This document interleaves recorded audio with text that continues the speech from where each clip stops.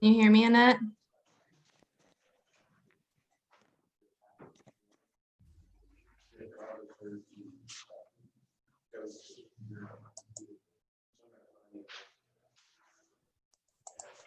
It's really, really critical that she not move around that much. And I used the last asked to write she doesn't know about this. Annette, can you hear me okay? So maybe I'll have to go back and good with this one, because Steve already. Can you hear me now, Annette? Yes. Can you hear me? Okay. Yes, I can hear you just fine. Okay, I don't have the screen on the right-hand side that, oh wait, maybe I need to go to participants. Ah, there we go. Perfect. I think we're good. Okay, good. Yay. Yeah, I sent Luke a really long email about what happened last night. I'm like, I need a laptop to take home because it was not fun last night. Yeah, yeah. And I think part of it is I have an Apple computer and it said I didn't have like the right software or something on my computer at home to launch the meeting, which is weird because last time it worked, but this time it didn't work. Huh, yeah. That is weird. I'm glad it's working pretty good today, though. Yeah, me too. And Kelly wanted to, I called her and she said she wanted you to get on there early too, because she wanted to test something out. And I know the applicant wanted to get on as well. Okay, perfect. Well, it's open for everyone to join. Yeah, perfect. Okay, well, thank you. I'll hang tight. Okay.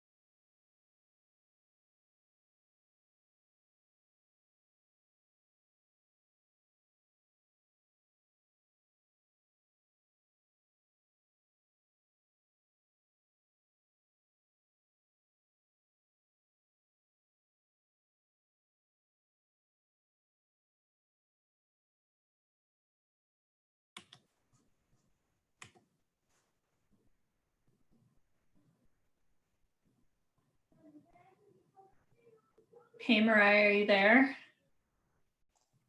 I am here. Good, everybody can hear.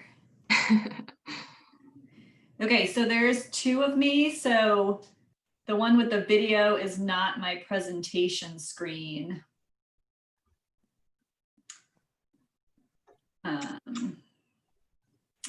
The other one is, does that make sense? So when you make me a presenter or co-host or whatever for the presentation, use the one that just has my name. Oh, I see. Okay.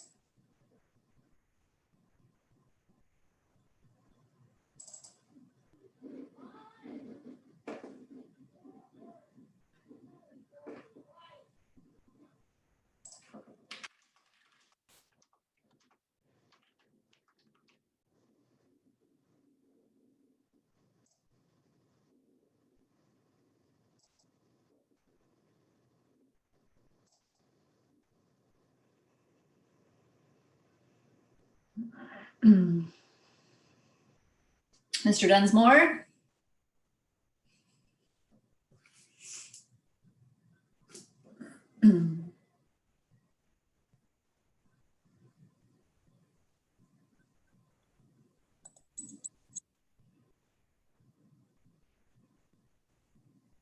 How's it going? Good. Yeah, they can be outside at Carlton as long as they have tables and chairs out there and a heater. Well, that's what she's asking for, is to put the tables outside like their original plan. Oh, good, good, Yeah. awesome. That's great. Oh no, Yeah. my work computer is totally frozen. Oh no. Uh, Well, if worst case scenario, if I can access the PowerPoint, if I had to run it, I can do that for you. yeah. What are you on for this present? What are you on for Zoom? How do you get on there like that? So I have to use my personal computer because obviously the microphone and webcam is in the office. So I use my personal computer for the webcam and microphone, but then I share the presentation from my work computer. So Okay. We'll just see how that goes. You might be running the presentation. So there's also in the folder an applicant presentation. It's a PDF. Oh, They will want I gotta go get that lined up. I gotta us, find that. yeah, they will want us to run that. Annette, did you ever hear from Roberta at all? No, I did not. Okay. Do you want to try calling her? Well, no, that's okay. If she shows up, we may have a predicament we'll have to talk about. So, Okay. Kind of assume that she's not going to for now. yeah, I emailed her but never heard back, and I didn't have a Okay. chance to call her. But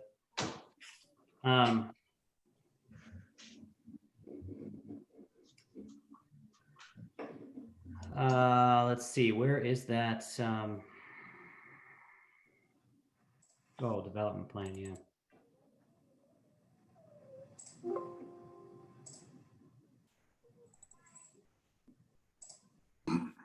Am I the only committee member here? No. Emily's Oh. here. Okay.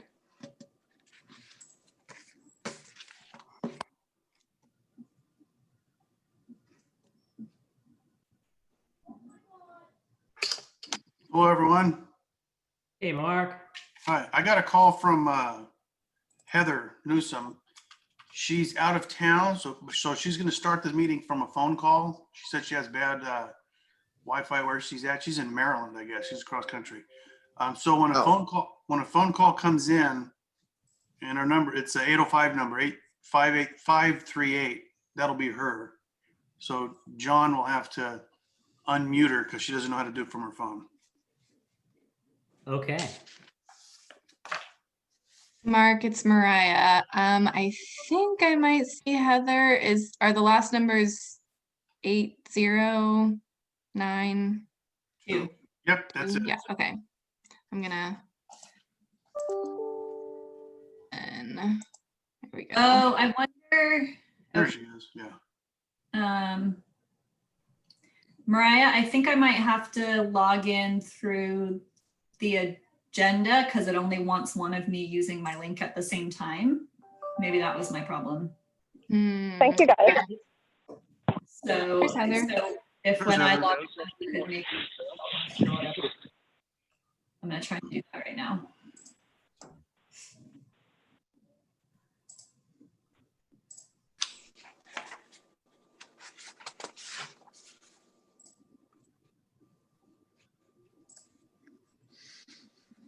Let's see, what do we got? 1, 2, 3, 4. Looks like everybody's here. Should we go ahead and get started? Let's see. Yeah, I guess. Oh yeah, we're not missing anybody. Roberta did say she might not be here, so yeah. All right, then we'll call the meeting to order, November 18th, Design Review Committee. We'll have a roll call, please, Annette. Okay, can everybody hear me? Yes. Okay, Yes, committee member Anderson, I'm here. committee member Daris, Here. committee member Newsom, Here. committee member Baranik. Here. So we have 4 present and Roberta is an excused absence. Okay, thank you. Can I get a motion to approve the agenda? I move to approve. Heather.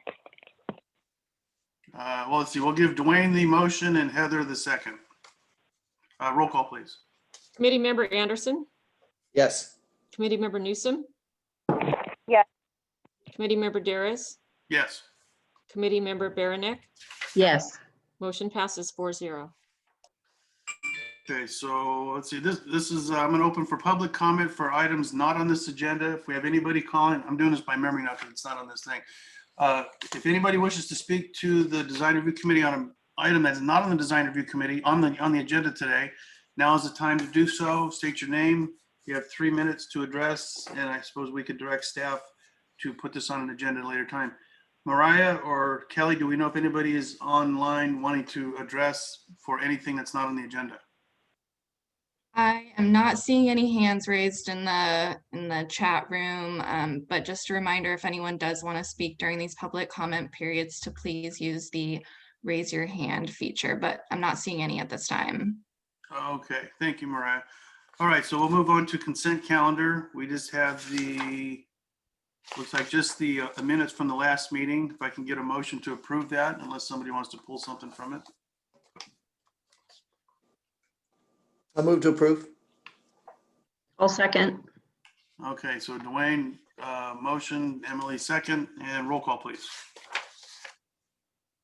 Committee member Anderson, Yes, committee member Baranik, Yes. committee member Daris, Yes. committee member Newsom. Yes. Motion passes 4-0. All right, thank you. All right, so our first project, or only project for today, development project review for the mini storage at 11450 via Camino and 11505 El Camino Real. Before staff takes for the report, do we have any ex parte? And I'll just run down the line. Dwayne? yeah, got a whole bunch of, emails and letters. Okay, Emily, any ex parte? Yes, emails and letters. And I also spoke a while back with the design team. Okay, thank you. Heather, how about you? Yes, ex parte. We spoke with the applicant and heard the project at City Council and Design Review Committee in prior meetings. Okay, thank you. And I too also received several emails and saw this last at the, I think the last Design Review Committee was the last time we saw this a few months back. So with that, I will turn it over to staff for your report. All right, let's see if we can get the screen shared properly.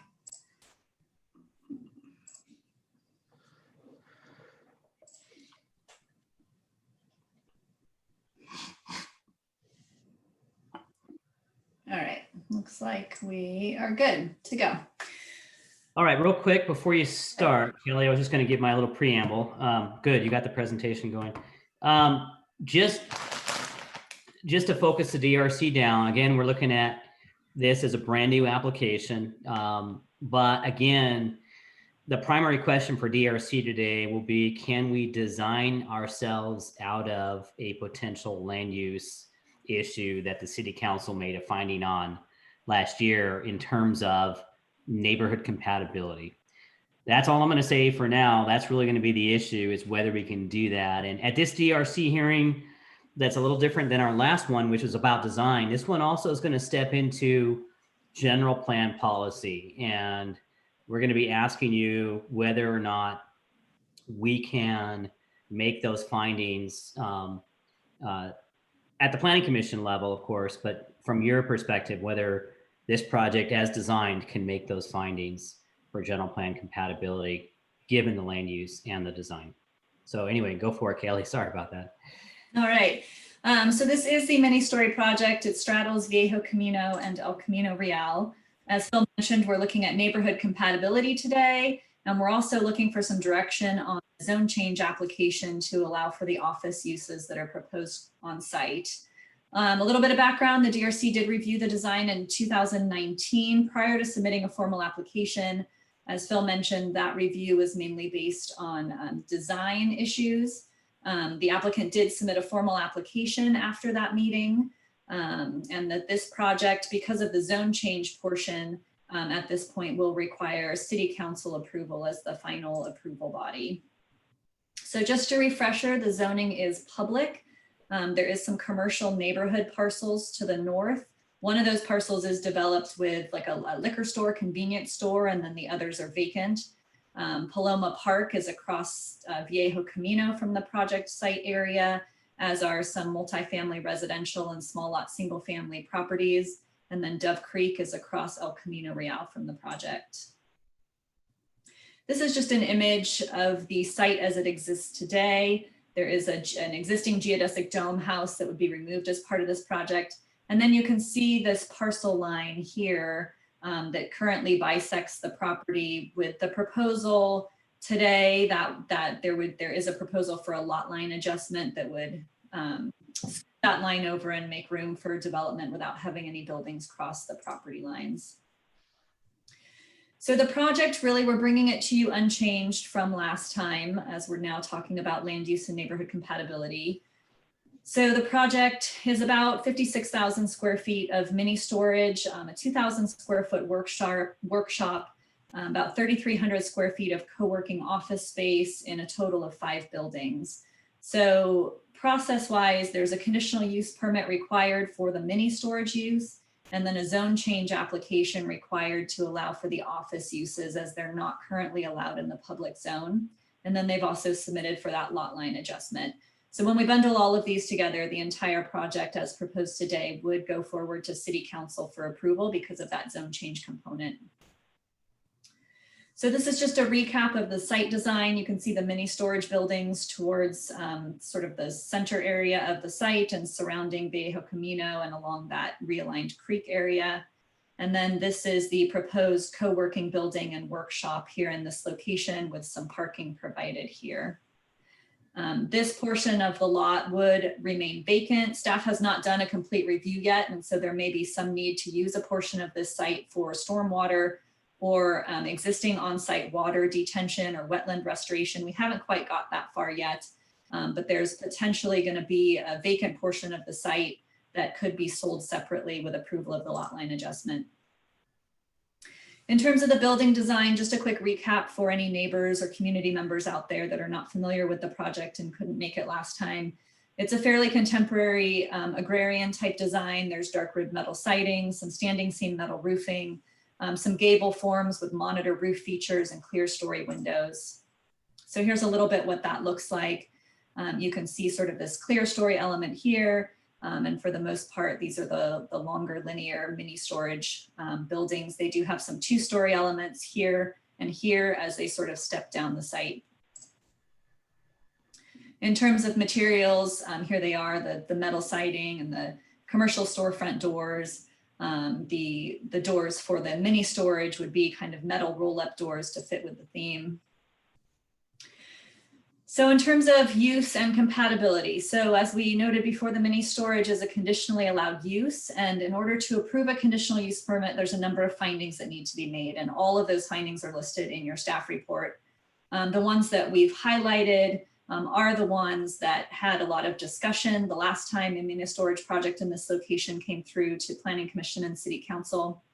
That first finding being that the proposed project or use will not be inconsistent with the character of the immediate neighborhood or contrary to its orderly development.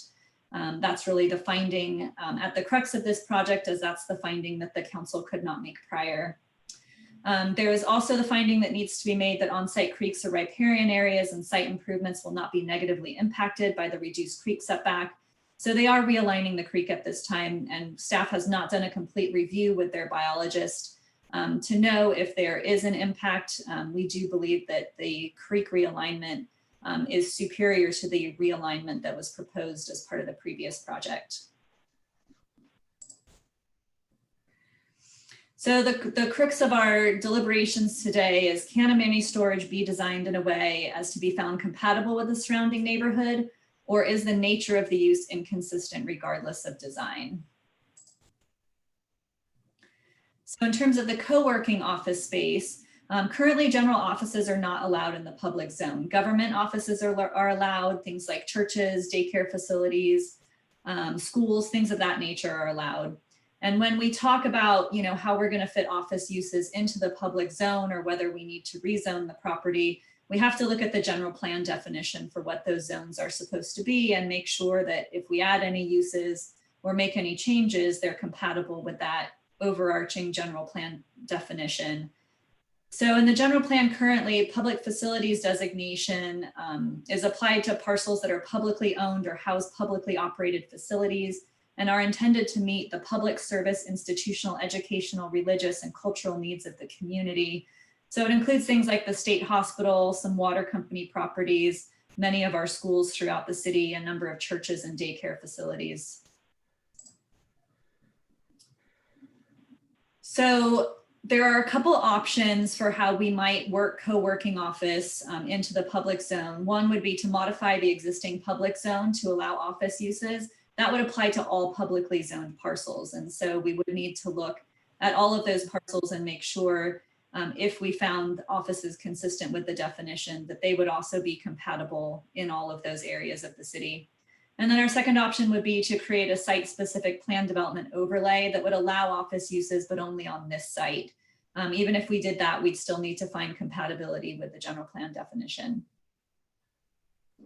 And then our third option is to change the actual zoning of the property so that it is no longer public. So if we did a text change to the public zone and we did it widespread throughout the city, the blue areas on the map are the areas that are currently zoned public. The ones that are circled in that pinkish red color are areas that have privately owned public parcels. The rest tend to be schools and other publicly owned facilities. And so those are the areas that would most likely be subject to the additional uses and be developed with such. If we look at an actual zone map change or rezoning of the property from public to something else, it looks like we have a couple options that could be a potential. So we have the commercial neighborhood zone, which is what the adjacent parcels are. The neighborhood commercial areas are sort of intended to accommodate sort of daily shopping and service needs, very resident serving, very area serving, and are meant to sort of be, concentrated at intersections and collector streets, which this would be. So the commercial neighborhood zone would allow for the office use, but would not allow for mini storage. And so when we look at rezoning the property to adjacent zones, that might not be desirable by the applicant if they want to move forward with the mini storage portion. If they did want to choose this option, and this was the option that was discussed, they would need obviously to redesign the project as something else. And then the only other zone besides the industrial zones, which would allow for both offices and mini storage uses, is the commercial service zone. However, this zone is sort of a light industrial use that accommodates more intensive uses such as outdoor storage, auto repair and services, trucking activities, movement of large product. And so the intent in many of the listed uses appear not to be compatible with the surrounding neighborhood. And so, it appears after sort of this analysis that we are a little limited on what we could do to accommodate both the mini storage and the office uses. So in terms of next steps, so that the neighborhood and the residents in the surrounding areas are really clear on where we're moving forward here. If the DRC recommends findings for approval, there will be further staff analysis for code compliance and some environmental review that needs to be updated for the new project. The project would be brought back to the DRC if there was any substantial design changes or if the DRC requested to see it again before it moved on to Planning Commission. And then it would move on to Planning Commission and then ultimately City Council. If the DRC recommends denial because the findings cannot be made, then we would proceed to Planning Commission and City Council with that recommendation. And I just wanted to note that if the applicant does choose to redesign the project without the office uses and it is just a mini storage project, then council will not be reviewing that project. It would just be a Planning Commission decision, but could be appealed to City Council. So in terms of review, staff is really looking for the DRC to provide direction on the proposed land uses and if desired, provide a recommendation on how the office uses could be accommodated.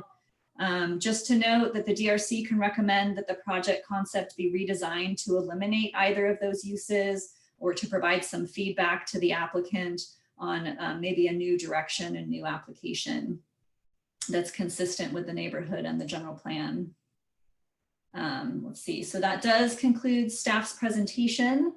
I do know that the applicant's representatives, I believe, are signed on, and I do have a presentation to share from them as well. Okay, thank you, Kelly. Before we get to the applicant's presentation, can we go to questions from the committee for staff? Does anybody on the committee have a question for staff? Okay, seeing none. I don't see Heather on board right now. Uh-oh. Is Heather? He had called in. Yeah, she was called in. Oh. Let me see if she's on. Yeah, I don't see her on the phone either.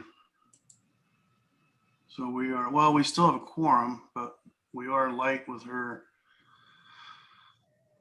seeing any sort of presentation. So Is there we have her number somewhere. I've got her. Let me see if I can give her a call real quick. I'm going to mute myself here. All right. Thank you.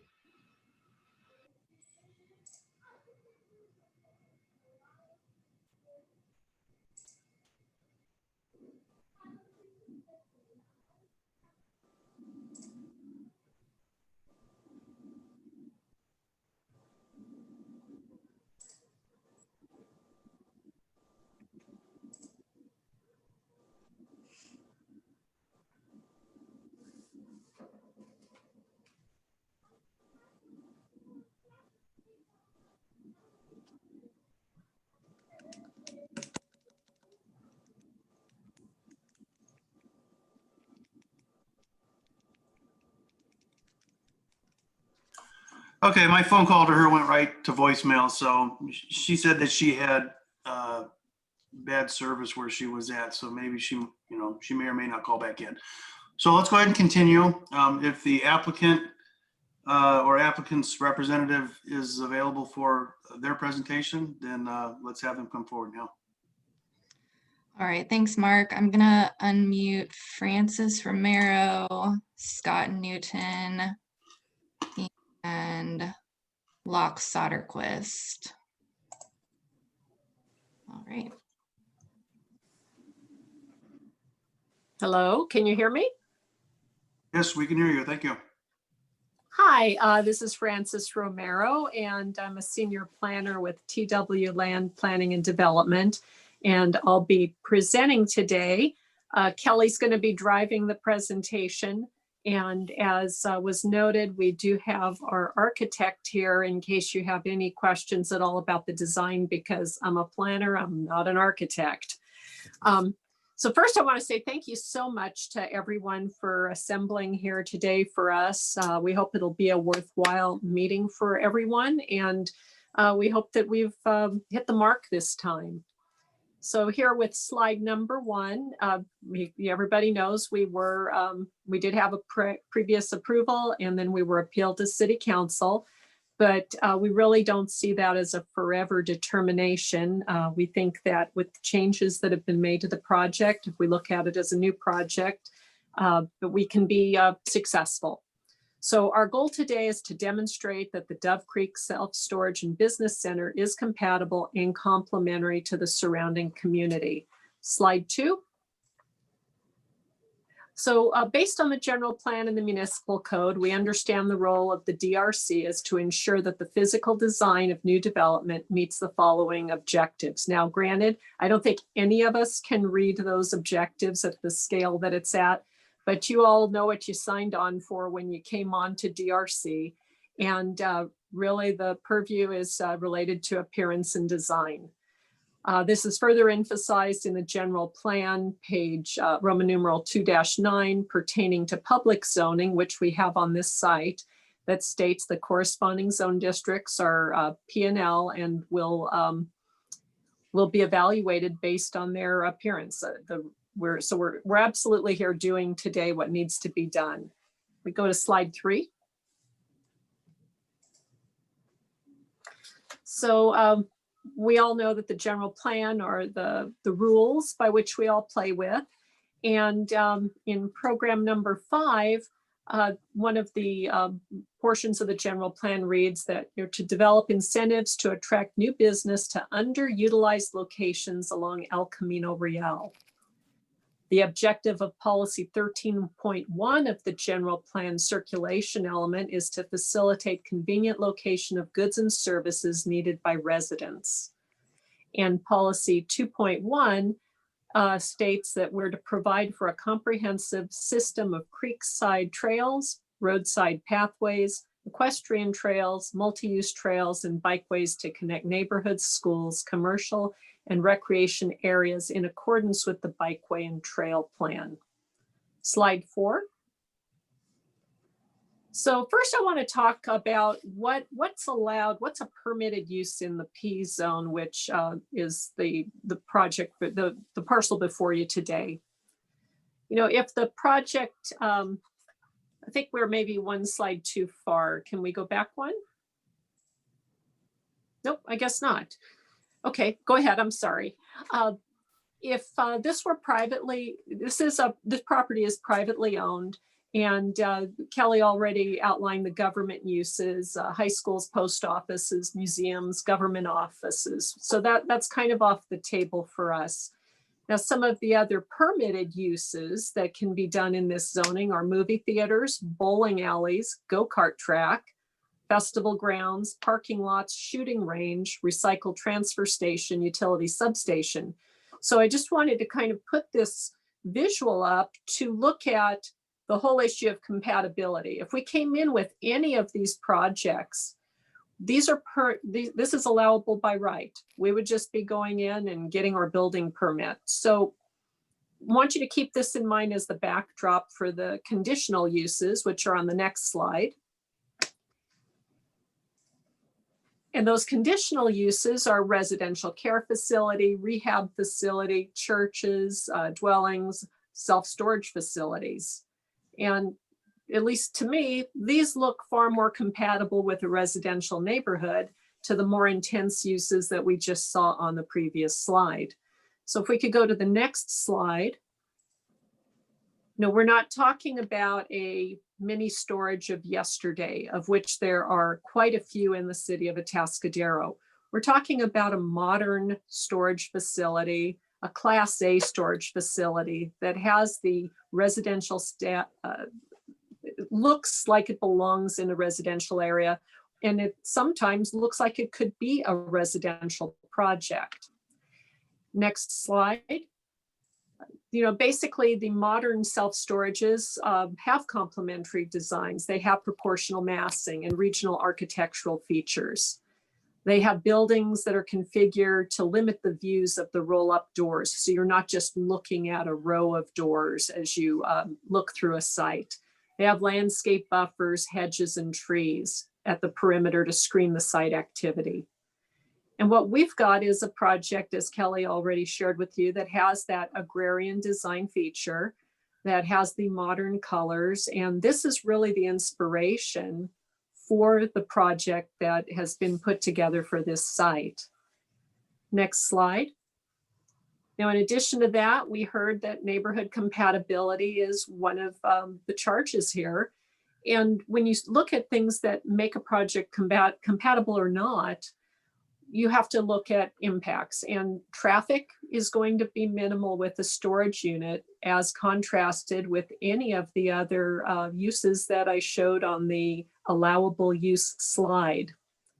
You also are going to have little to no noise, no light pollution. You're also not going to have substantial demands on your water and sewer utilities. I would say that a modern storage unit is a good neighbor. Next slide. So before we show you some more things about how great our layout is, I just wanted to go through what you currently have in the city for self-storage facilities. The first one we're going to talk about is the El Camino self-storage. It's in a commercial park zone, and that required a CUP for that site. It's in a residential and commercial neighborhood. And as you see the street view there really isn't anything interesting going on with those buildings from an architectural standpoint. There's a little bit of landscape, but it doesn't seem to serve any purpose in particular. And you're just looking at some large buildings, kind of like if you were playing Monopoly, like the hotels that you might use. Slide 10, next slide, please. The next self-storage is the Palomar self-storage. It's a zone commercial retail, and that's in an area where mini storage is prohibited. You can't do mini storage in that zone district. We see chain link fencing, buildings that have absolutely no architectural interest, and very, very minimal landscaping. I don't really know you could call it landscaping. You've got a bush there. And that's next to a single family residential neighborhood. Next slide. You also have the mini use storage and the downtown mini storage located next door to each other. Those are in a commercial service zone that is allowed with a conditional use permit. The neighborhood surrounding that site is commercial and multifamily residential. These two sites are next to each other. They have very different approaches and looks. They do have some improvements with the type of perimeter fencing, but you still don't have any landscape that really serves to screen anything. The example on the bottom, the landscape is a little bit nicer. The buildings are a little more interesting. The buildings on the top. So I'm just trying to demonstrate what we have on the ground. Next slide. The next slide is the Stowett mini storage on Traffic Way. It's zoned industrial and it's a allowed use in that zone district. The neighborhood is quite eclectic with industrial, single family and multifamily. The site, the one on the top went to a little more effort for some architectural details, at least facing the neighborhood across the street. The site photo on the bottom is pretty basic. Next slide. And your last example of existing storage facilities in Atascadero is the You Store It mini storage. And it's a commercial neighborhood zone district. And again, this mini storage is not a permitted use in this zone. And from the standpoint of it's next to another P zone where the post office is, multifamily residential and commercial. This particular site is maybe the most unattractive of all of them. There's not even a coherent color scheme with the multiple things that are going on. It's pretty hard to look at. Next slide. So what we've done with the Dove Creek design revisions is we listened to what the community said, we listened to what the city council said. There was a reduction in the total square footage of the self-storage, and basically that reduction was a 31% reduction in what was initially proposed. So just to put the details out there, we went from 81,500 square feet in 8 buildings to 56,330 square feet in 4 buildings. We totally rethought how the site was massed and how the buildings were sited.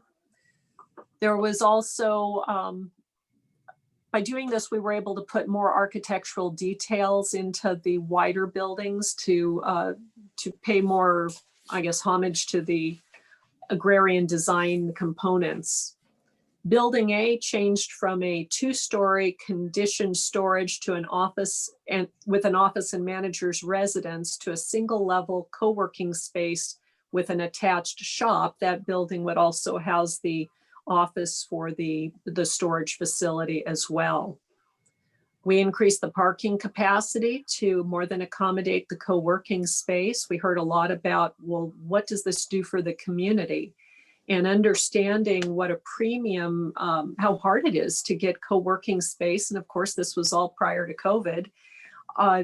There aren't a lot of options for small office stations for people who are just starting out a business that would make it affordable to have some shared resource, to have a shared receptionist. So this was one of the things that Scott felt was really important to put into the design of this building.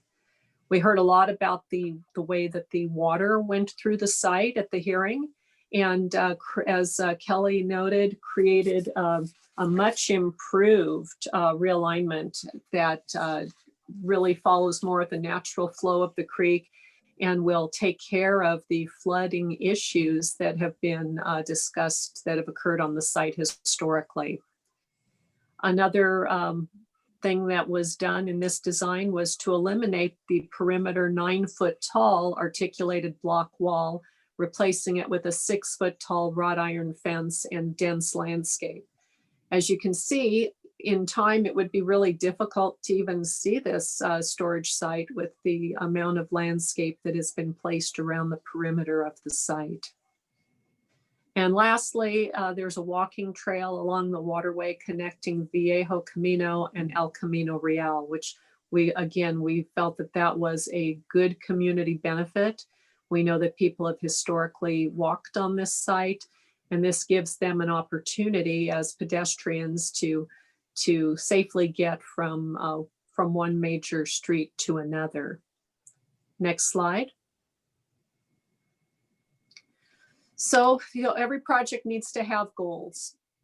And oh wait, I'm sorry, I hopped ahead one. That's fine, we can stay right there. Based on the general plan and the municipal code, we understand the role of DRC.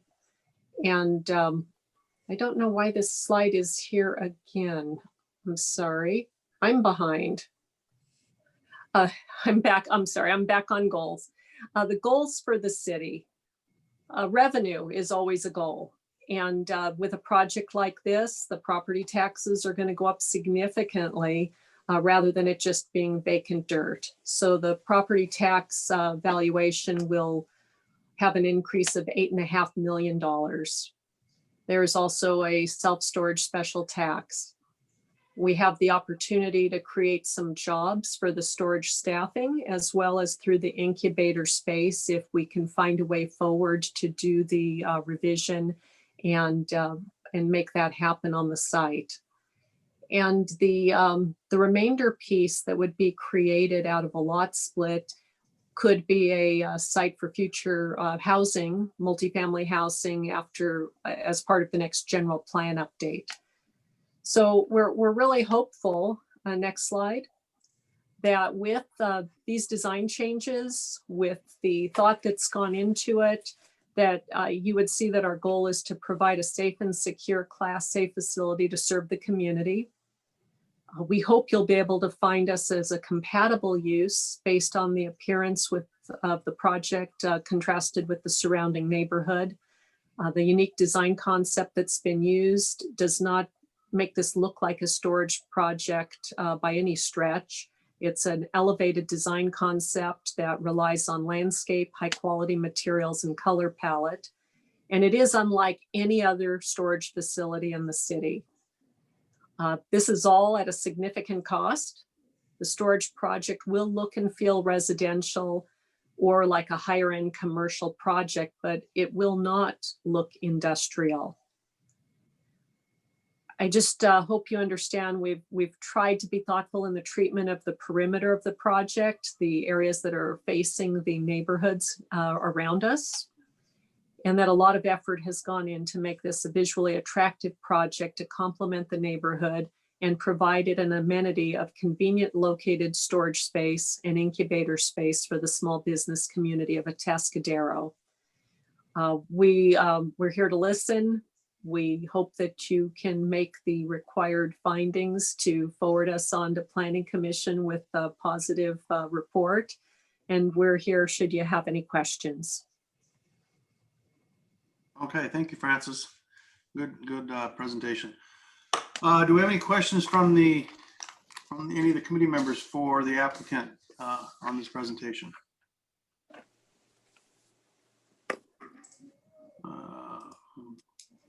Nobody's raising their hand. See, Heather, are you there, Heather? I am. Okay, I just want to make sure you're there. Any questions? It looks like no questions from anybody. Well, I have a couple of questions. One is one of the items in, I think one of the letters that I read was the contractor's use of the self-storage and the potential for early morning arrivals and big trucks and noise making and whatnot. What will be the hours of operation or hours that people can access the self-storage area on a regular basis? That's a question for the applicant if he's there. Scott? He's muted. Oh, so we got to unmute him.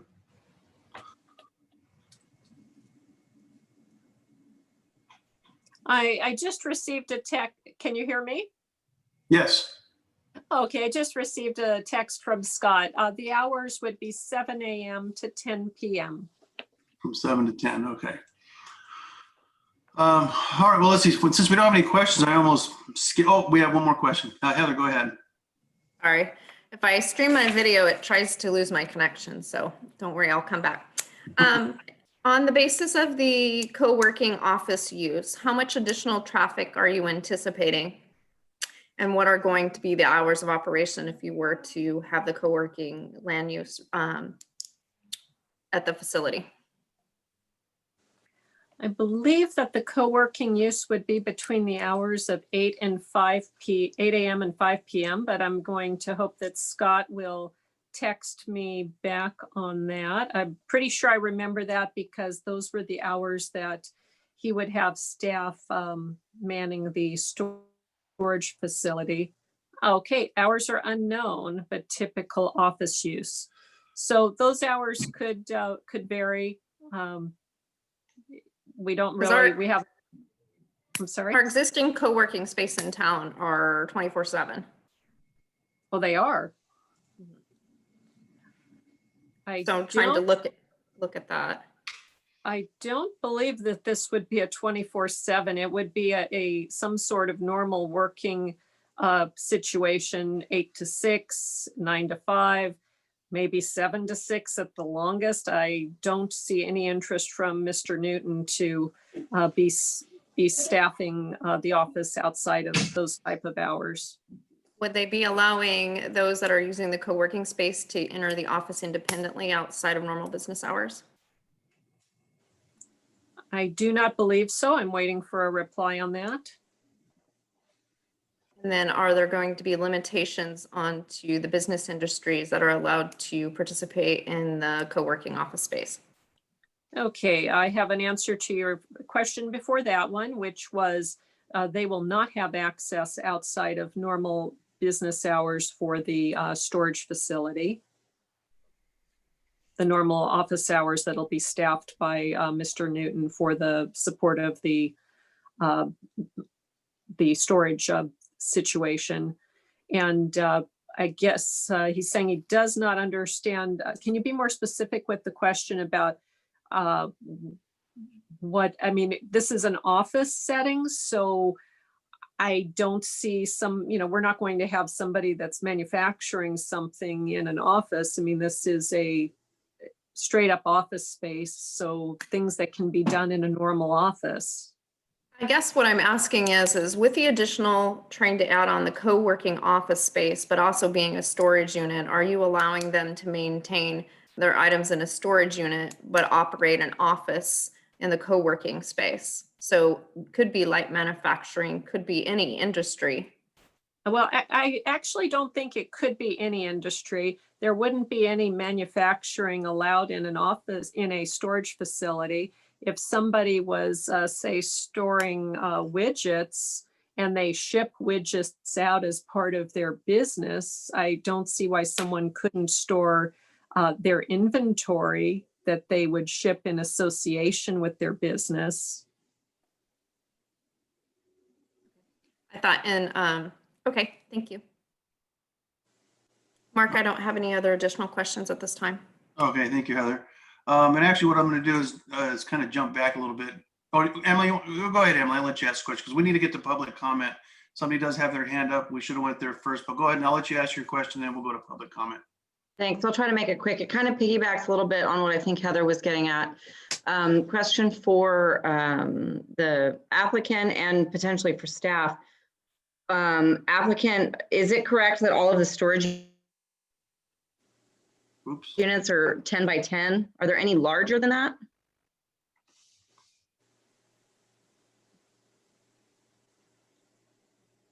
I'm waiting for a reply from Scott, but I don't see how he could have nothing but 10 by 10 units. They are various sizes. What you're seeing there is a grid that just lays out the, they all are either like a 10 by 10 or 10 by 20. Their maximum size is a 10 by 30. Okay. And I'm asking because similar to Heather's question, I'm wondering what uses are allowed and what uses are disallowed in this type of use, either by your business plan and the contracts that the tenants sign, or by the city regulations. For example, the manufacturing you said is disallowed. What about working on vehicles or other on-site activities that a larger unit would be ideal for, and this site would be particularly interesting to people looking for a shop space and an office space? Okay, I think we've got two separate questions going here. So if I might address the office space first. The office space is just that. It's an office space, typical office type uses. As far as the storage, it's a storage unit only. We don't allow people to work on vehicles. We don't allow people to cut lumber. We don't allow, this is not any different than any other storage unit you have in your city. This is for people to store stuff. Now, whether that person is a contractor and they're storing plumbing parts, or whether that's a homeowner who's storing a household of furniture or old books or clothing or what have you, this is just a storage facility. It has nothing to do with any type of active vehicle maintenance, manufacturing. I don't quite understand where that concern or question is coming from, to be quite honest.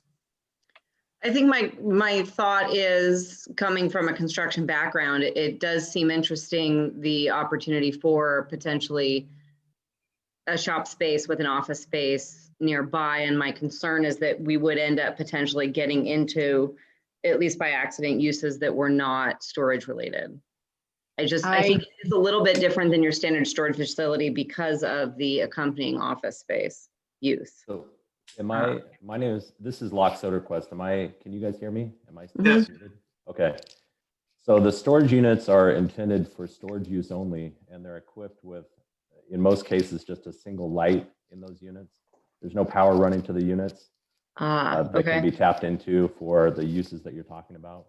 okay, And the intent with the shared workspace or the incubator space is strictly to provide office space for the public. And I understand your idea that somebody might try to tie the two together and have their whole operation running out of the storage facility, but that's not our intent, and we would not encourage that or allow that.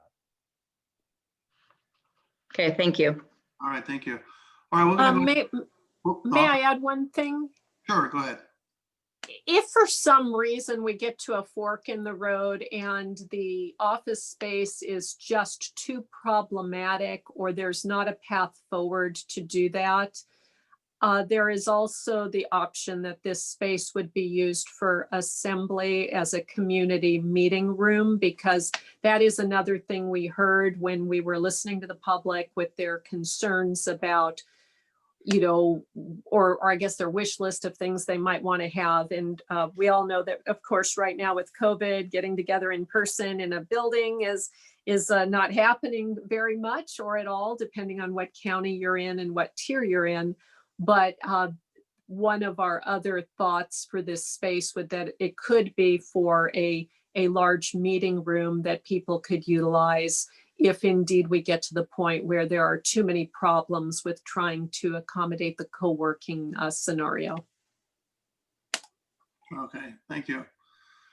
All right, I want to kind of back up a little bit here because we have one hand up. Sharon, I'm sorry if I mispronounce your last name, Milizia. She has a comment or question. We'll go to her and anybody else in the public. So let's go to her, please. All right, Sharon is able to talk now. Am I able to? Thank you. There you go. Hi there. I know we were trying to figure out how to do this. One of the concerns is they're talking about this lovely landscaping that they're going to do. But in all honesty, that I'm assuming is going to fall to the owner of the storage. And we already know what the water situation is here. What happens if they can't maintain it? Then it's just going to look like, you know, like it does on, oh God, that other road, Traffic Way. Okay, that does. We'll answer all the questions at the end of questions that are posed. Okay. I've taken note of it, and we'll get to that. I'll get to staff on that one. Thank you. Thank you. Okay. Anybody else from the public wishing to address the committee on this item? Max has his hand up. All right, Max is able to talk. Awesome. Thanks, guys. Max Zappis, local resident. Just wanted to call in and say I support the project. I think the applicant has gone to great lengths to redesign and acquiesce all requests. I think it certainly is compatible with the neighborhood for a lot of reasons. It's a huge need. We know that. We manage over 200 apartments nearby. We know people are storing things in their garages. That leads to parking problems off-site. All sorts of things. I think it's great that he incorporated a little bit of residential too. So anyway, just want to voice my support. I think it should be approved as proposed. Thank you. Okay, thank you, Max. I believe Ted Lawton is the next one with his hand up. All right, Ted's able to speak now as well.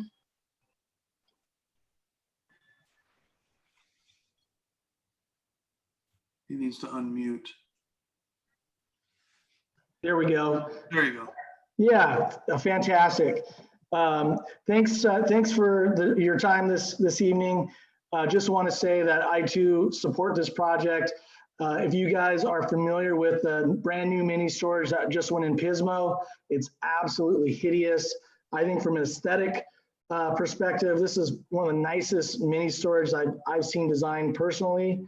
I do like the idea of the co-working and the incubator space, especially given the circumstances we're in today. You know, we just went through one of the biggest job loss, you know, in history compared to maybe the Great Depression. So I think anybody who wants to come in to any city right now and help support businesses, help get them off their feet, get them up and running. I think it's a fantastic idea. One question I'd have for staff is if he is to move forward, if the applicant is to move forward, what is the best recommended path regarding the zoning? Is it a planned development? Is it a PD overlay? I'd be curious to see what path would be recommended there. And the other thing is you see this multifamily portion. I think there's a great opportunity here for a pedestrian friendly where you could live next to where you could work out of. I think that's a fantastic idea. And I also love the idea that you could use a storage unit to supply your inventory at a cheaper price than, let's say I had to go rent a big industrial space or an office space and keep my inventory there. I'll pay an office price to use the office space, and I'll pay a storage price to store my inventory, and it's right next to each other. I think there's efficiencies there. That makes a lot of sense, especially for a small business. With that being said, I support the project. Thank you for your time. All right, thank you, Ted.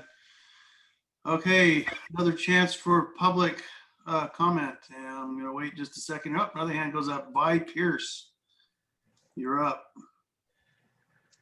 All right, Vi, you're able to speak now. Yes, hi, my name is V. Pierce, and I'm a resident of Las Lomas neighborhood up near this development. And on September 10th, 2019, my neighbors and I went to the city council meeting to speak out against this project. We didn't think that a mini storage facility was in line with the character of our neighborhood. We still don't believe that this is the right spot for this type of business. I think there's so many more beneficial uses for this space, especially since our area is deprived of a lot of services and restaurants and things that would bring a lot more tax revenue to our city. So I would urge you to oppose this project and listen to the residents of my neighborhood and Dove Creek residents as well. Thank you so much. Okay, thank you, V, and I apologize for mispronouncing your name. No problem. Okay. Before we go back to Sharon, since she already spoke once, is anybody else online here wishing to speak? Looks like only a couple other people are online that haven't spoke yet. So giving a couple of seconds here. Their hands are not going up, so I'll give Sharon one more chance and then we'll close public comment. All right, Sharon has been unmuted. Okay, hi, this is John Melizia, Sharon's husband. Oh, okay. I do not support this project at all. We live down the street on Viejo Camino from this project. We've been here for 32 years, and there is no way, no matter how much redesign they do, that this facility will be compatible with this neighborhood. Thank you very much for letting me speak. Okay, thank you, John. Okay, I think we've exhausted public comments, so we'll close public comment, bring it back to the committee for further discussion or comments or questions. I have one. I didn't get to my second question. This is for staff. Actually, we have two questions, one from Sharon, and we'll get to hers. But my question was on the co-working spaces. I noticed in the zoning handbook, this the public zone, it allows temporary offices. I'm not really sure what a temporary office would be. How would that be different from a co-working space, which seems like it would be relatively temporary? Yeah, so temporary offices in our code are meant to be like construction offices that are erected for construction projects for the permit and then removed after that. Okay, all right, well, that makes sense. Okay, so then the one question that was brought up by the public was the landscape. So if on any project anywhere in town, somebody presents a project like, with a plan like this, and we have a landscape plan that says that they're going to landscape the project throughout, in and out, the way we're seeing like on a plan like this. What happens down the road, a year, 2 years, 10 years, where they decide to just neglect it and let everything die? What's the recourse that the city has on the owners for something like that? What's supposed to happen with that in a conditional use permit? We have project conditions that shall ensure that that landscape is maintained and stays in place. But what it does take also is if we do have neglect after a number of years, which we do have in many of our commercial projects, I admit, it does take the city and staff and sometimes code enforcement to follow up on that and to work with those property owners to make it happen. That can be a challenge. So you bring up a really good point. It's generally voluntary to follow through with their particular use permit conditions, but can be enforced by the city if there's substantial neglect or changes to the landscape plan through time. Okay, thank you, Phil. And just a follow-up question on the workspaces. So a co-working space such as proposed here, again, how would this also differ from government office space? I mean, I don't, besides it being a government building or a government entity, an office space to me is an office space if it's used the same way. So I'm wondering how we're to differentiate between the two. Well, really, the government office is a publicly owned space that's done, you know, fire department office, police office, city hall, post office. These kinds of things are definitely publicly funded things. But reality, the look and feel of any administrative office is probably going to be the same, whether it's public or private. The reality is there a significant land use implication or difference? There really, really is not. And in fact, you know, we looked at this quite thoroughly and felt, you know, perhaps we can even make an interpretation that that's okay. But clearly there's a different land use here. So we'd have to make that adjustment in the code. Is that adjustment in the code a really big deal? If administrative type offices were allowed in any of the public zones throughout the city? Probably not, but certainly it's something that needs to be carefully looked at, not just on this particular site, but in any public zone in the city, if we intend to do a text change, unless we do something that's more site specific, like a plan development. But the reality is, it is really a non-issue kind of land use, whereas the bigger situation is really looking at the storage use. The office use is probably something that really is more compatible with this site than many of the land uses that are already allowed in the public district. Okay, thank you. Any other committees members have a comment? Dwayne, you're up, go for it. Okay, so let's see, I got a bunch of notes here I've been taking. So if I recall rightly, the last meeting we had was unusual because we were presented with this project, but it was sort of like it was on the record, but it was like an off the record kind of thing. Just like, will you guys look at this and tell us what you think, just so we can know? If I remember, that's what it was. And when we got done, I believe we pretty much said, this looks like a really nice design. I don't think there was any, like, if it had been another situation or another project, probably it would have gotten an okay and would have moved on.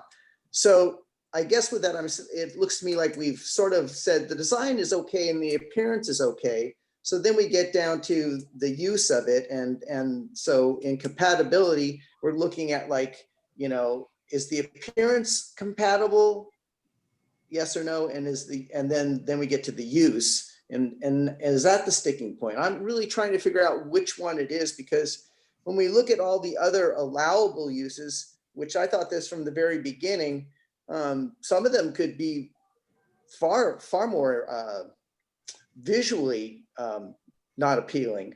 And so I'm looking at on page 10 here, we've got our findings. So it says the establishment of the supplicant operation or conduct or use will not, because of the circumstances and conditions applied in the particular case, be detrimental to the health, safety, welfare, or general public or persons residing and working in the neighborhood of the use, or be detrimental injuries to property or improvement to vicinity and use. So I guess it seems like that's kind of the question we're looking at. And then what are we going to do about it? So I guess I'm getting down to, do we have an answer? Like, we're always trying to figure out what can't be. What is compatible? Is, you know, that, I mean, it's okay, well and good to say I don't like it and I don't want it, but, you know, and I don't know if Mark wants to open this up again to the other, to the public or not, but it's like a question I really have. What if, okay, if not this, then what? And it's kind of a big question. It probably goes to the point of where we're saying, what zoning do we do in order to make this all work? I think that in the last hearing, staff tried to help out just by isolating the topic of design and really looking at conceptual design. And now we have the whole project, not just design. And that's the difficulty. Reality is, it is very challenging when you have publicly zoned land that's privately owned. It really reduces the amount of land uses that can go on it. I think all along our suggestion from staff is there's probably a better zoning for this strip of land all the way through the area between El Camino Real and Viejo Camino. And it's probably not a good thing when publicly zoned land is privately owned. It's not really intended for that. All the other publicly owned properties, well, with the exception of just a couple on the north end of town, are publicly owned. They're public zoning, publicly owned. They all have city or school district uses on them. So other than churches, yeah, your limitations are pretty tight, and there's very few things you could do. And I think that regardless of how this application moves forward, the city will be taking a very close look at this vicinity with our citywide general plan update that's going to occur in 2021 through 2022, and evaluating what the best land use scenario here is, given the proximity to the park and the housing and the flood zones that we have through it and the traffic that we have in this area. Okay. Did you have more, Dwayne? No, I would point out that, let's see here. Oh, Mark, how did we pronounce her name? It's Pierce? B Pierce. So yeah, I mean, she made a comment that, you know, she would like to see, you know, restaurants and things there. Now we're talking like a commercial zone. So, you know, we're kind of all over the map here. And I want us to make a decision or come up with some direction here. And that's why I'm kind of raising all these things, you know. So I kind of agree with her. It would be really sweet to see that turned into like a little community area where people could gather, you know, and you know, have little shopping and stuff. But we've talked about that area a long time like that, because we still have the piece of property there on Santa Barbara and El Camino that has gone nowhere too, and that's just down the street. Right, that one's got some big plans for it. Yeah, oh, I know. Yeah, I want to piggyback a little bit on what Dwayne raised with compatibility, and I know the city council ruled on this roughly a year ago, within the past year, as it being incompatible. But what's never been clear to me as to what made it incompatible. That, I mean, like as Dwayne asked, what is compatible? I'm asking, what about this makes it incompatible? I mean, is it the aesthetics? Is it, I mean, if it's the use, how is the use incompatible? I don't want to hear it's the use. I'd like to know how the use is deemed to be incompatible, so I can get a better understanding of what that decision was.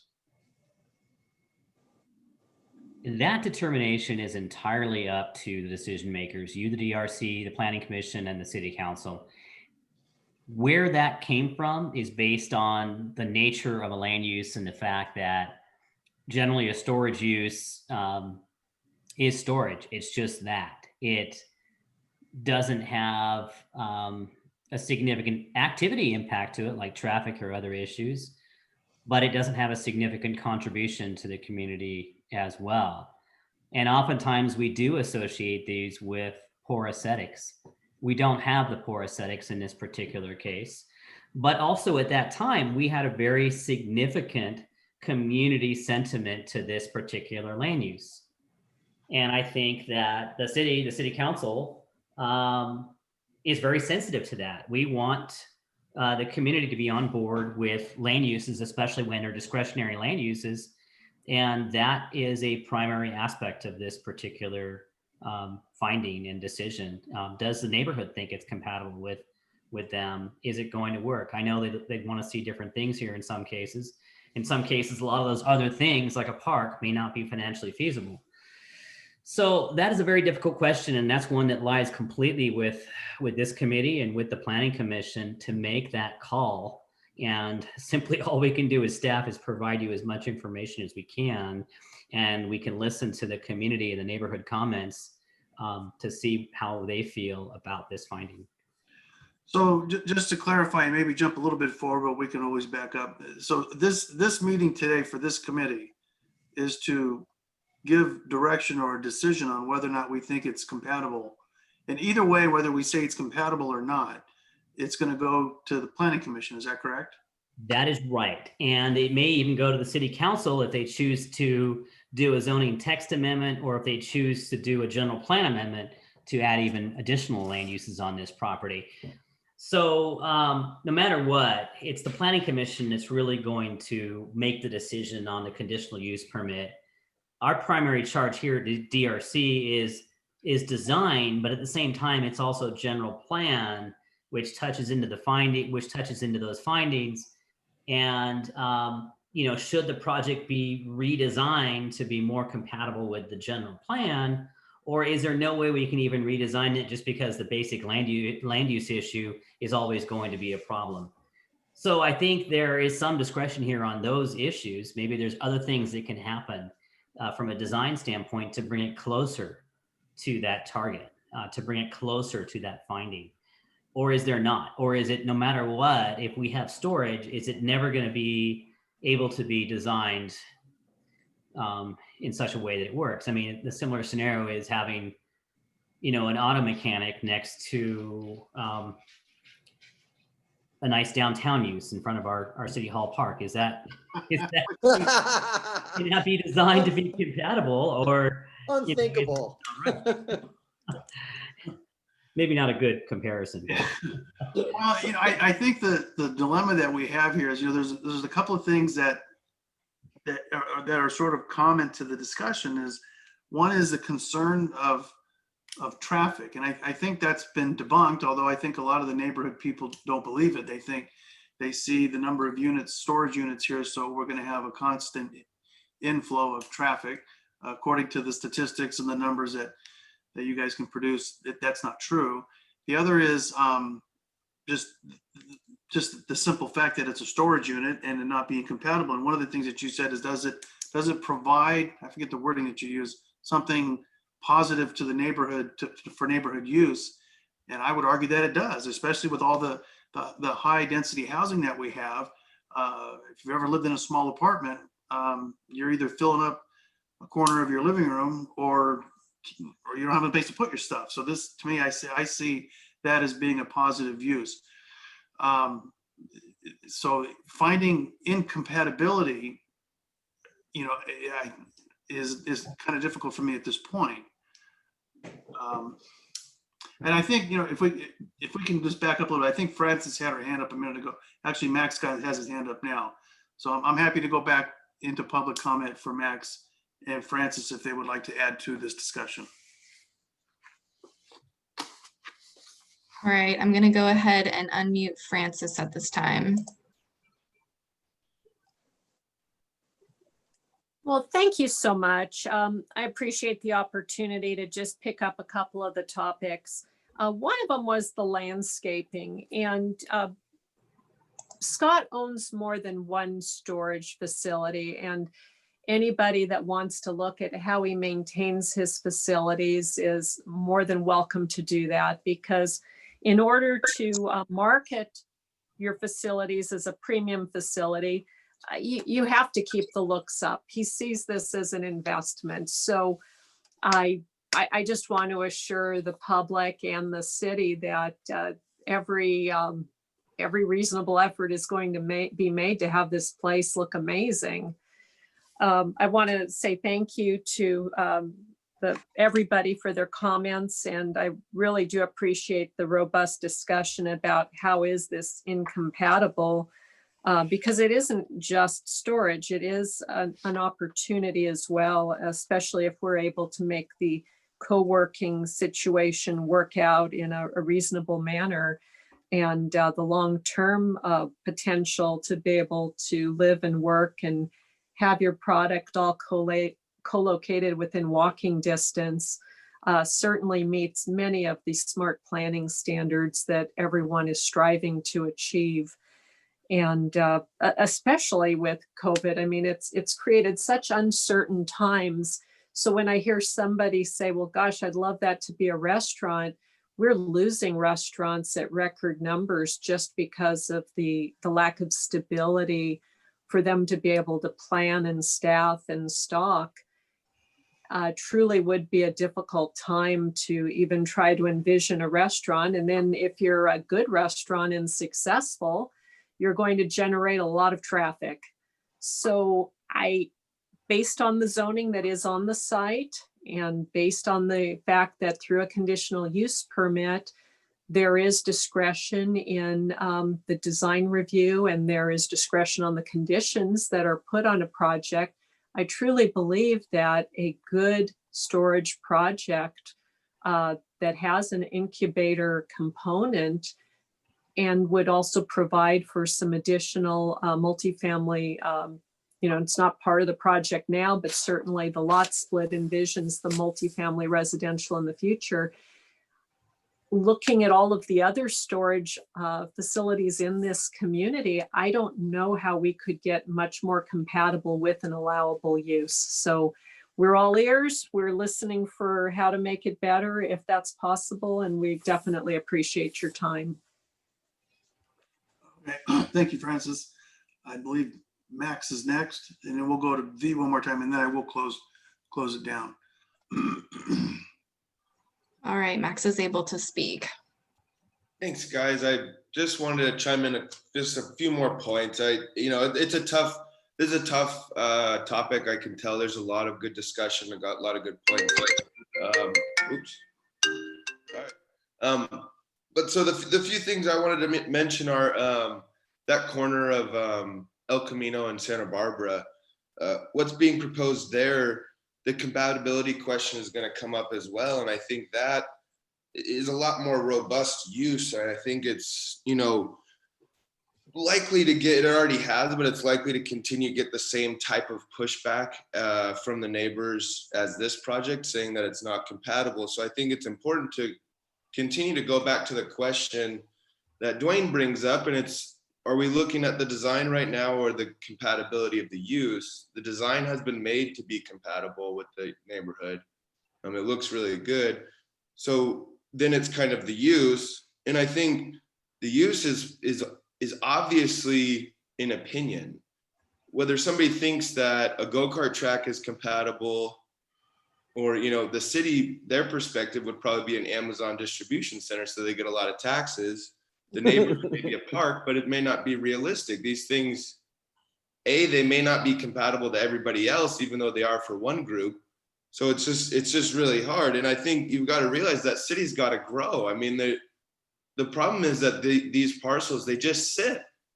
And so whether it's a go-kart, an Amazon distribution center, a shopping center, none of it's really compatible with parks and residential if you want to make that argument. But I think you can just as easily form the opinion that it is extremely compatible, that there's a huge need for it.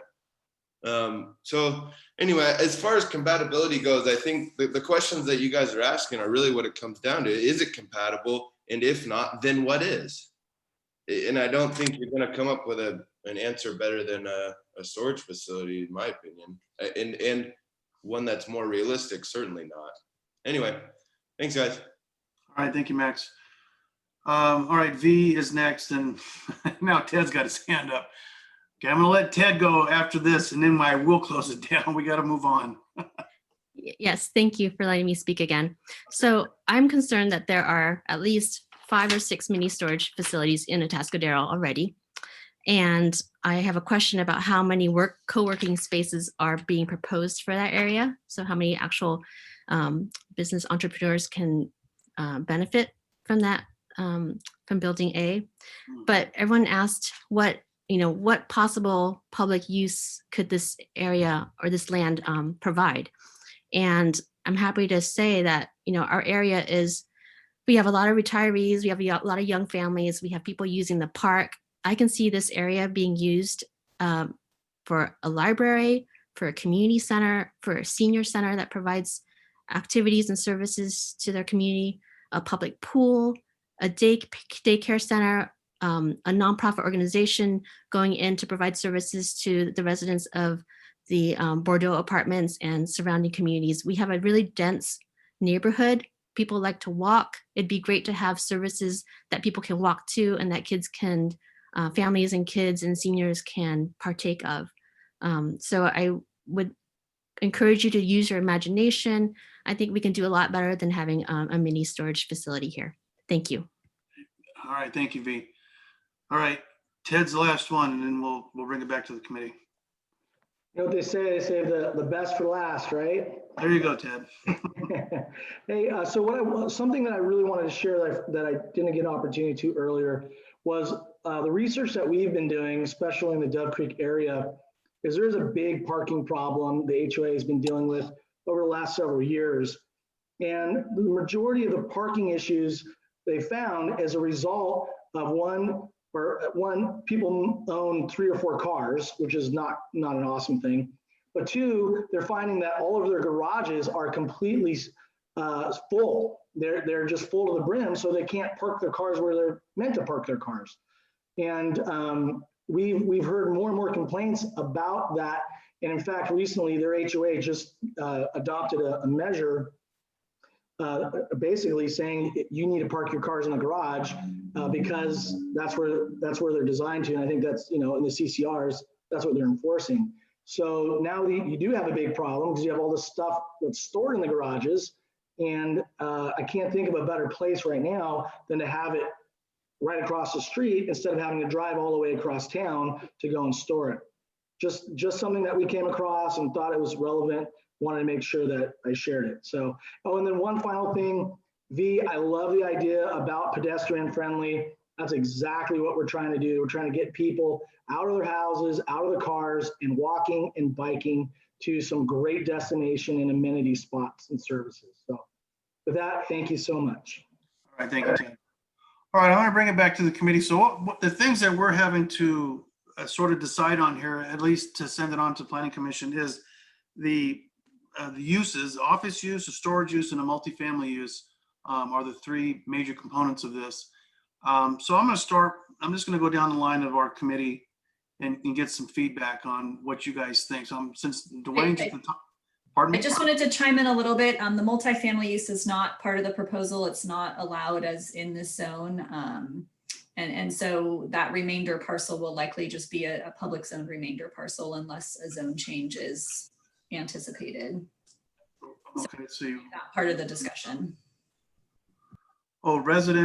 Single family is okay by CUP, but not multifamily. Oh, I see. So that's another one that would have to be a zone change in order to allow that then, right? Or not a zone change, but at least actually amend. Right, and I don't think that's actually part of their proposal to develop further.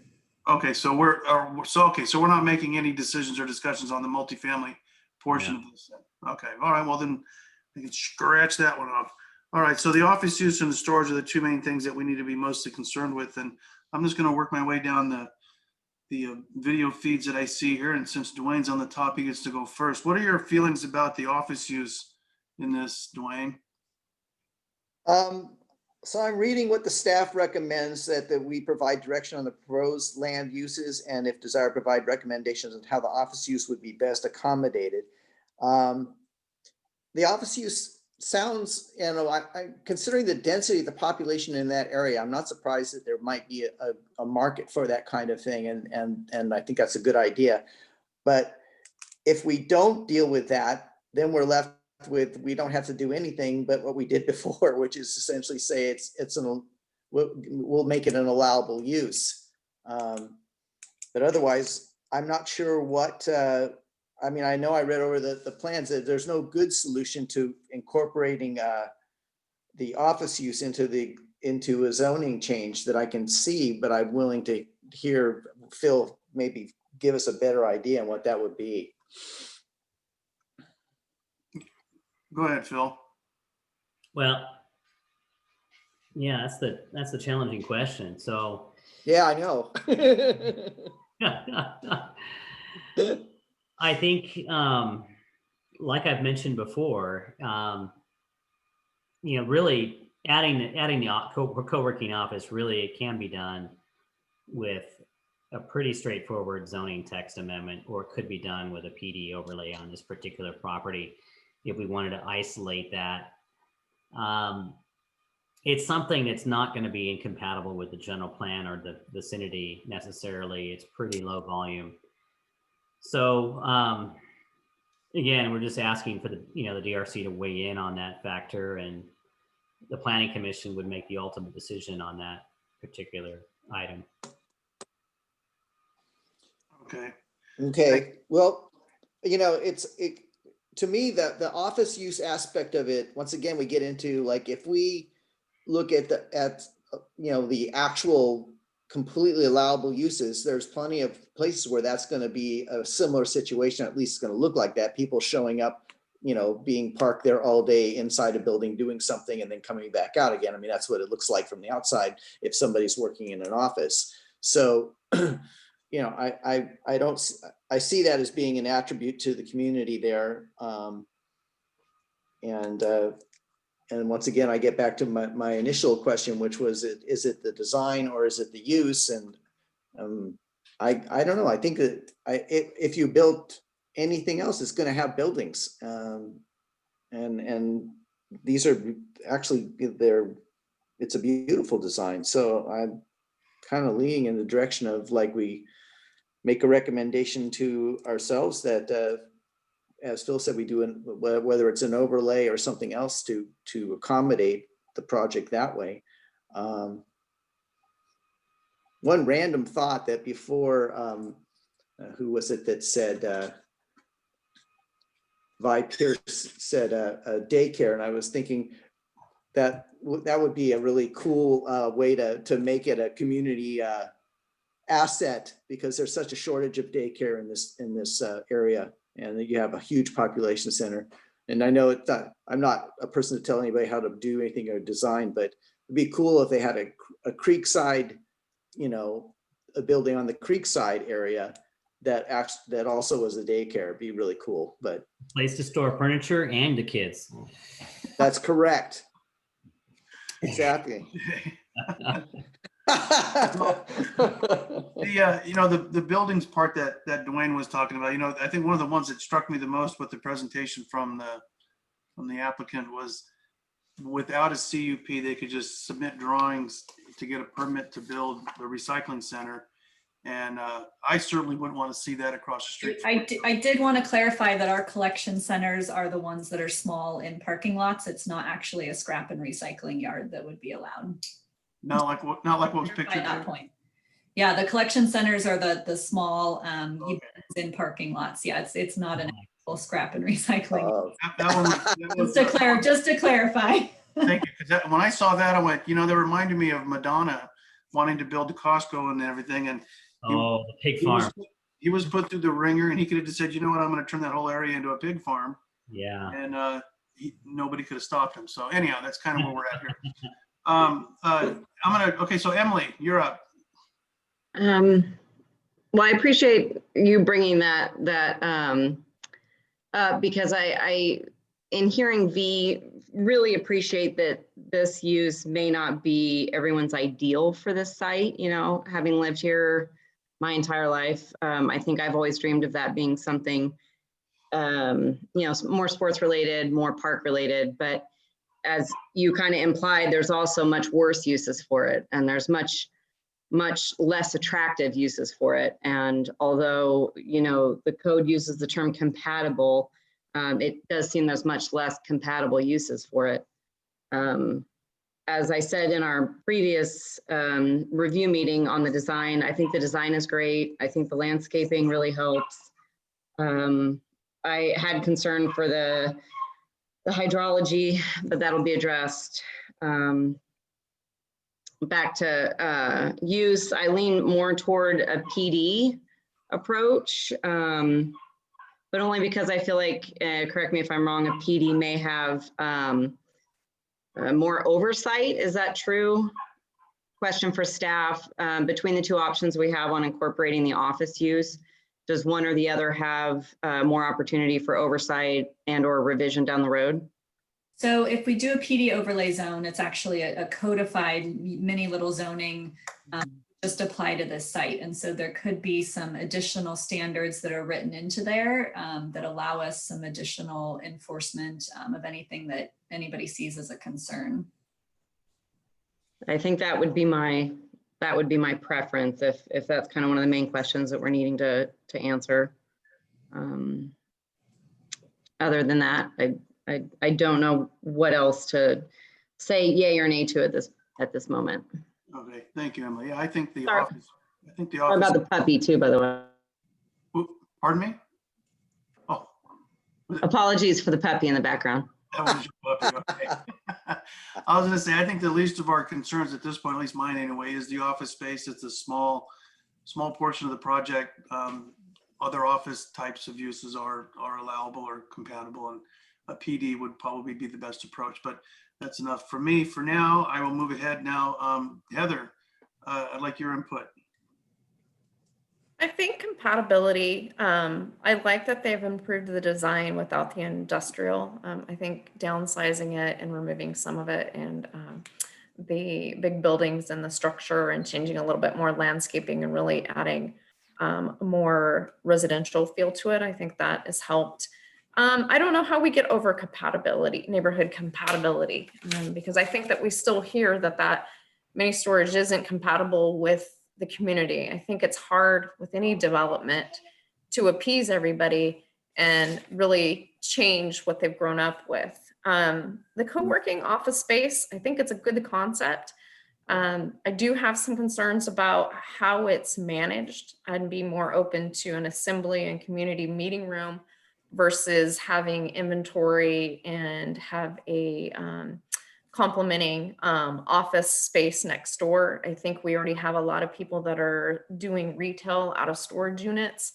That's going to add a lot of customers, a lot of traffic. I don't know how many things are listed online where you're having to go to a storage unit to see what someone's selling. And so safety and some other things that roll around with selling things online and having an office space out of it. I don't know how that works. I think that this is the first time that we're seeing that, and it has a lot of questions that come along with it. I don't think adding a co-working space solves the compatibility. I think it adds an additional component to how does this incorporate, really getting the public buyback on how they see that working. I do think that's going to drastically increase the traffic in addition to what this mini storage unit is doing, because you do have staff coming, you do have them doing sales out of the mini storage unless there's a restriction on it. So I think there's just a bunch of unknowns. I don't think it necessarily gets solved by us. I think with this going to Planning Commission anyways, it's going to go up and be heard.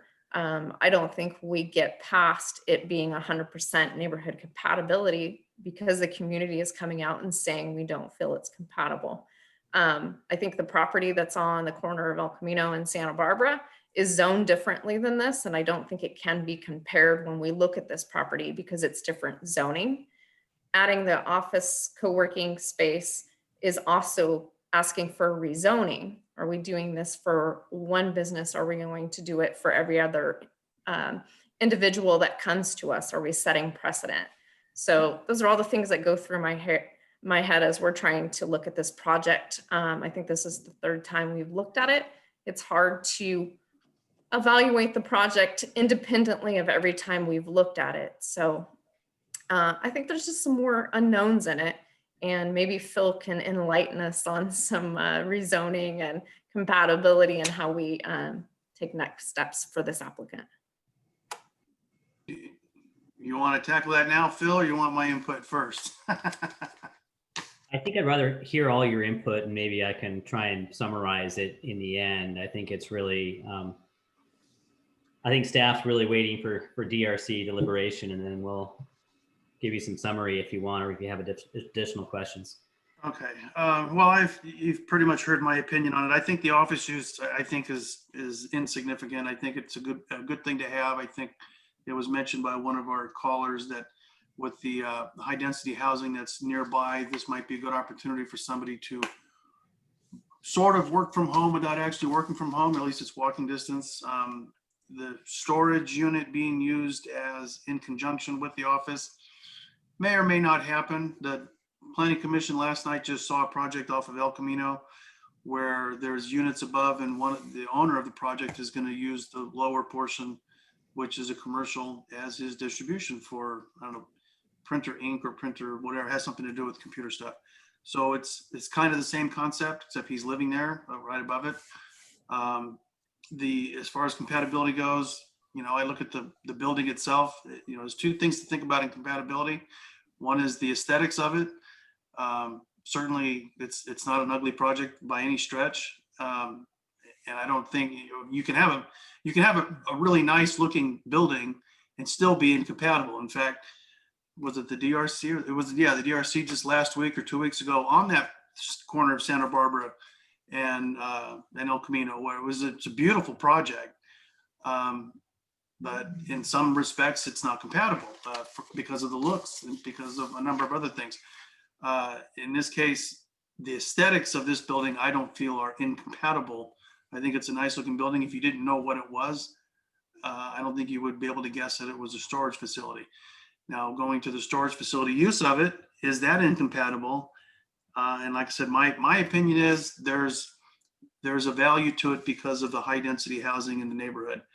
And all that being said, we're not going to be making the final decision here now anyway. I think, in my opinion, it's best to move this on to the Planning Commission for any zoning type changes. But my feeling is it satisfies the general plan and other uses at this point, as far as I'm concerned. So did anybody have anything they want to add to that? Dwayne? So I think one of the things, a lot of people make a comment, and I understand they think that, it looks like a great area to have, like, extend the park out, create some sort of public facility. Someone said a swimming pool, things like that. And I think that Phil can enlighten us as to there are several major reasons that as nice as it is, it can't happen. I mean, it's privately owned right now. And secondly, then the city would have to buy it. And there's money involved. I don't have enough money to do that kind of stuff myself. So I think that's it. Yeah. Okay. Okay. So we will need an action today and a motion from the DRC. I will add that the applicant actually just chimed in and said that they would like to and will change this proposal to community room. That is certainly an option. Additionally, what I will say is that as we do move forward to Planning Commission, if we do that, if the DRC votes that way, we certainly can take care of many of these things through the conditional use permit conditions, as well as if we do an overlay zone through whatever aspects are put into that plan development zone. And so we can basically curtail this to do things, of course, like hours of operation, who can work at the site, who can't be at the site, whether it's for a meeting room, community room only, how the storage spaces are to be used, that people can or cannot sell things out of them. All of those things could be done through the use permit conditions and through the business plan. If that makes you feel any differently about it, that's typically what we would put into a conditional use permit anyway. But anyway, at this point, unless you have any other questions of staff or questions of the applicant, perhaps it's time for the DRC to take an action or a motion on this. Okay, I agree, Phil. I think the conditions of approval for not being able to work out of these is really, really important, because I would see that as being a huge problem. If that's a problem, I don't even know if that's a problem in our other storage facilities, if we've got contractors or people working out of them. If it is, I haven't heard about it, but certainly that is something that would need to be monitored here and be a high priority to make sure it doesn't happen. So, and then before we get to a motion, I want to ask, I do need to ask a question, because we are in a relatively unique situation. We have 4 committee members. What's going to happen if we have a tie? Who breaks that tie? That would be basically the action that we would take forward to Planning Commission. Even if you said no, we take that forward to Planning Commission. Okay. If you say yes, we go forward. If you tie, that's the vote that will let Planning Commission know. We'll basically give them a set of action minutes based on the DRC's action either way. Okay. So, so who would like to entertain the motion here? Nobody? Come on, you guys. I'm chairing this thing. I'm not supposed to do it. No, I'm just trying to see what our options are here. Well, it's up. Well, she's got it on the screen. I don't know if there's more to it than that. Yeah, but it says that the project concept be redesigned. So I'm not sure if that's where we're headed. I didn't hear that in our, Yeah, so I think the first motion would just be a motion on whether or not you think that this use is compatible as designed with the neighborhood and the intent of the general plan. And then the second would be how to accommodate the office uses. Well, neither one of these, I'm sorry, but neither one of these do seem to, oh, it doesn't, no, well, there is a mini storage, I'm sorry. So the first one is proposed use of the desired provider recommendation, how the office use would be used. Well, it's already been suggested that it be used, changed to be used as a public assembly, or I guess that's the name of specifically in the code for the zoning. So Dwayne, if you want to address it that way. Yeah. so, so we're recommending the project concept be redesigned to accommodate, what do they call it, public assembly Community room or something like that, and mini storage, and that we think that the uses are appropriate based on the general plan and proposed project location. Is that fair? That's what we got there. So I just want, and Phil chime in because it's kind of our discussion. So public assembly is currently allowed in the public zone. So are you seeing that as true public assembly, and then they would not need a zone change application if they're willing to do that? Are you asking me, Kelly, on that one? I'm kind of asking, yeah, everybody. So the applicant has requested a community room now at this point to change the application. So from what I understand, that would not trigger a zoning text amendment or a plan development, which means he's doing a land use in a space that's consistent with the zoning and the general plan.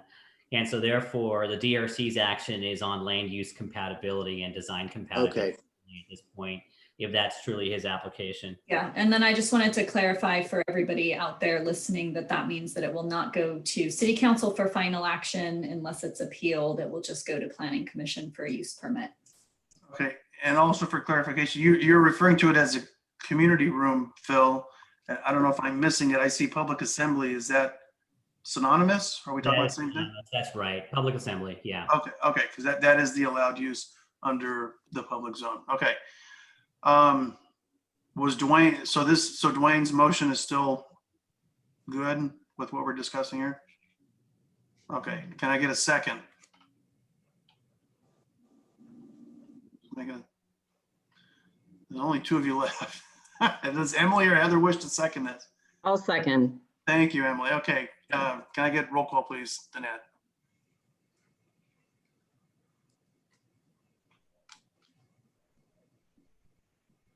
Oh, Annette's muted. Muted, Annette.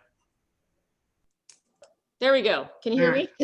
Now we can. Okay. Sign language will do. Got it. Committee member Anderson, Yes. committee member Baranek, Yes. committee member Daris, Yes. committee member Newsom. No.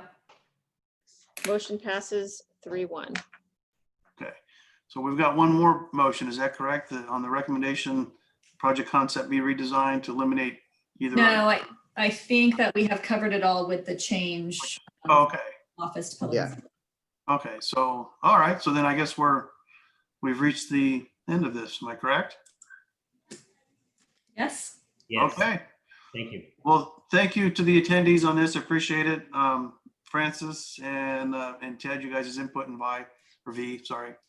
All right, let's move on to committee member comments and reports. Does anybody on the committee have anything they wish to bring up at this time? Nope. Seeing none, then I have nothing. Director's report, Phil. Yes, we have a DRC hearing scheduled for December the 2nd. We will be seeing the commercial project at the corner of Santa Barbara and El Camino, known as the Dove Creek Commercial Site, back before you. I believe the applicant is intending to do some redesigns. They want to continue to move that forward and continue to gain better neighborhood compatibility. And so we'll be seeing that, reviewing that again. and we'll be doing additional noticing on that as well. I think there were some concerns from the neighborhood that we didn't adequately notice just because the way the noticing was written. So that's been taken care of, but we'll move forward with that. And I think that's all we have so far on that agenda. I know there's some changes coming soon to the DRC as the council changes and as Mark moves forward and up the ladder. And so there'll probably be some new appointees at some point as the new council is seated. So that'll be interesting in our near future as well. Okay, thank you. Anybody have anything good for the cause here? No, I'm sorry, did you say that Santa Barbara El Camino project is going to be on December 2nd? Yeah. Okay. All right, well, then in that case, I will adjourn this meeting until December 2nd and anything else that comes up. Thank you, All right. everyone. Bye. Thank you all. Adios.